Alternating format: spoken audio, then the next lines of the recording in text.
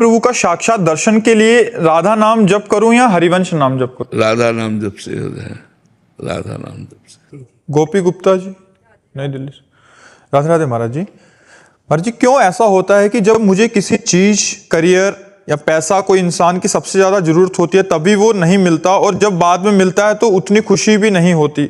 बाद में वो खुशी पहले जैसी खुशी कैसे? प्रारब्ध, प्रारब्ध, यही एक शब्द है, प्रारब्ध।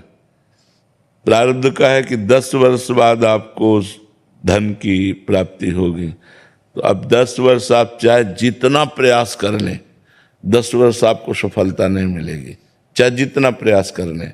हाँ, भागवतिक प्रयास कर लें तो सफलता मिल जाएगी।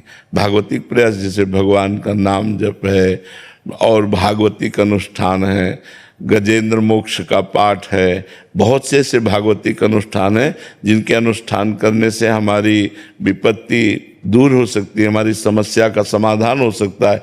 लेकिन यदि हम सहज में ऐसे चल रहे हैं तो फिर 10 वर्ष के बाद यदि है तो 10 वर्ष के बाद ही मिलेगा, पहले नहीं मिलेगा।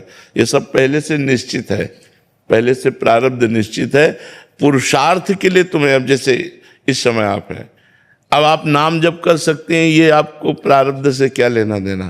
तो नाम जप हम खूब डट के कर रहे हैं तो सब वस्तुएं, सब आप जो कह रहे हैं कि जब मुझे मांग होती है तब मिलता नहीं है, जब मिलता है तब मांग नहीं होती, और हम कहते हैं जब मांग की जरूरत है आप मांगो या ना मांगो, अपने आप वो दे देगा यदि उससे कनेक्शन बना लो तो।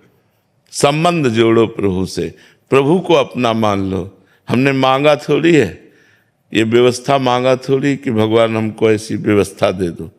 अपने आप वो सब कर रहे हैं, उनको पता है कि अपने जन को किस समय क्या जरूरत है।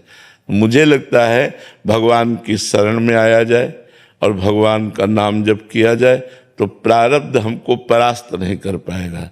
मतलब भगवान का भरोसा, हम तुम्हें पक्की बात कहते, भगवान का भरोसा और भगवान का आश्रय ये सब ठीक कर देगा। अगर भगवान से विमुख हो तो फिर प्रारब्ध तो फिर देख लो मिट्टिया मेट कर ही रहा है।